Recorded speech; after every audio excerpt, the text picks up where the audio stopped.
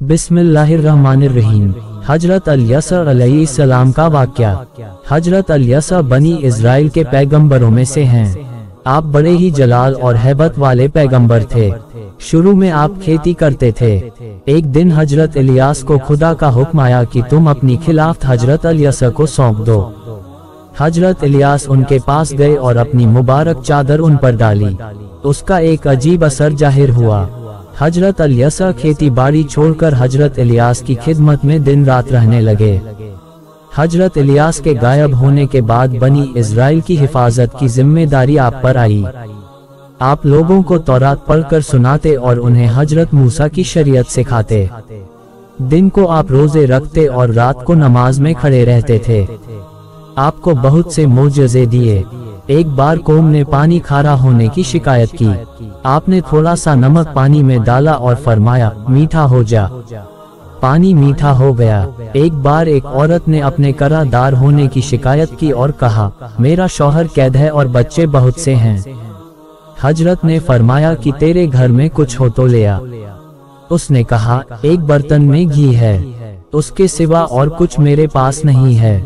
आपने फरमाया, घी को एक बर्तन से दूसरे बर्तन में डाल और दूसरे से तीसरे बर्तन में, इसी तरह घी डालती जा। औरत ने इस पर अमल किया। उसके घर के तमाम बर्तन घी से भर गए। उसका सारा कर्ज अदा हो गया और उसकी गरीबी दूर हो गई। आपका तीसरा मोजज़ा यह है कि जब बनी इज़राइल पर कोई दुश्मन चढ़ाई करना चाहता तो हजरत अल-यसा को पहले से इसकी खबर हो जाती और वह बनी इज़राइल को दुश्मन के इरादे की खबर दे देते और लड़ाई की तदबीर उन्हें सिखाते। यही वजह कि बनी इज़राइल को हमेशा फतह होती थी। आपसे चौथ मोजज़ा ये जाहिर हुआ कि एक बार दमिश्क का बादशाह कोढ़ के रोग में गिरफ्तार हुआ। बादशाह ने बनी इज़राइल के हाकिम के पास अपना आदमी भेजा कि एक अच्छा तबीब मेरे इलाज के लिए भेजो। उस हाकिम ने हजरत अल-यसा से इसके बारे में कहा। आपने फरमाया कि बादशाह से कहो कि पानी की नहर में नहाए, इससे उसका मर्ज दूर हो जाएगा। बादशाह ने ऐसा ही किया और उसे इस रोग से छुटकारा हासिल हुआ। उसने खुश होकर कीमती लिबास और धन दौलत आपकी खिदमत में भेजी। आपने कबूल न किया, लेकिन एक खादिम ललचा गया और उसने चुपके से उसमें से कुछ ले लिया। जब हजरत को इसकी खबर हुई तो आपने बद्दुआ की। उस खादिम को वही रोग हो गया जो बादशाह को था। पांचवा मोजज़ा ये जाहिर हुआ कि एक बार कहत की वजह से अनाज बहुत महंगा हो गया और फौज ने दोनों तरफ से बनी इज़राइल को घेर लिया। हजरत ने फरमाया, कल गल्ला इतना सस्ता हो जाएगा कि लोग हैरान हो जाएंगे। बादशाह के हाजिया ने हंसकर कहा, अगर खुदा आसमान के दरवाजे खोल दे और अनाज बरसाए तब भी गल्ला सस्ता न होगा। आपने फरमाया, गल्ला तो सस्ता होगा और तू देखेगा भी, मगर तू उसमें से न खा सकेगा। अचानक रात के वक्त दुश्मनों के लश्कर में घोड़ों की आवाज और हथियारों की झंझनाहट सुनाई दी। दुश्मनों के दिल में खौफ समा गया।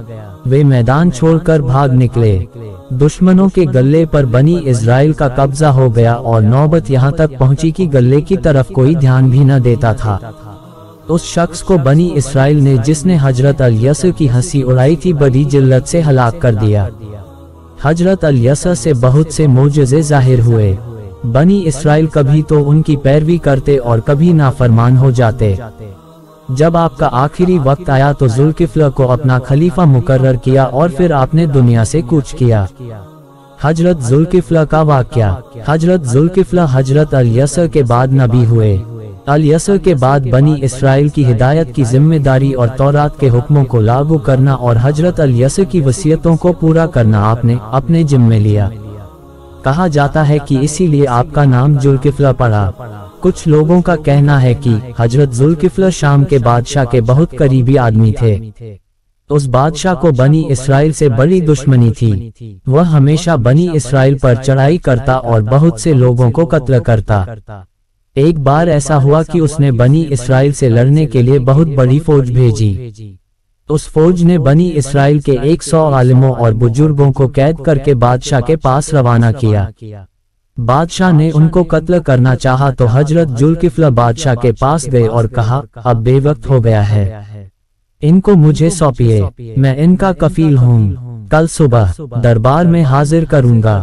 बादशाह ने उनकी बात मान ली। आप उन्हें अपने शहर ले गए, उनकी जंजीरें और बंधन काट दिए। निहायत इज्जत से उन्हें ठहराया और खाना खिलाया। जब आधी रात हुई तो आपने एक तरफ से सबको छोड़ दिया। खुदा ने उन्हें भी बादशाह के जुल्म से बचा लिया। उस दिन से बनी इसराइल के लोगों में आपका लक़ब जुल्किफ्ला मशहूर हो गया। दोस्तों, अगली वीडियो हजरत इस्माईल अलैहिस्सलाम और हजरत दाऊद अलैहिस्सलाम की आजमाइश और आपको नबूवत कैसे मिली, ये एक दिलचस्प वाक़या होगी जो बहुत जल्द अपलोड किया जाएगा। अपना बहुत ख्याल रखें और नमाज कायम करें। वीडियो पसंद आए तो लाइक करें, कमेंट करें, शेयर और सब्सक्राइब करना बिल्कुल ना भूलें। अस्सलामुअलैकुम वरहमतुल्लाहि वबरकातुहू।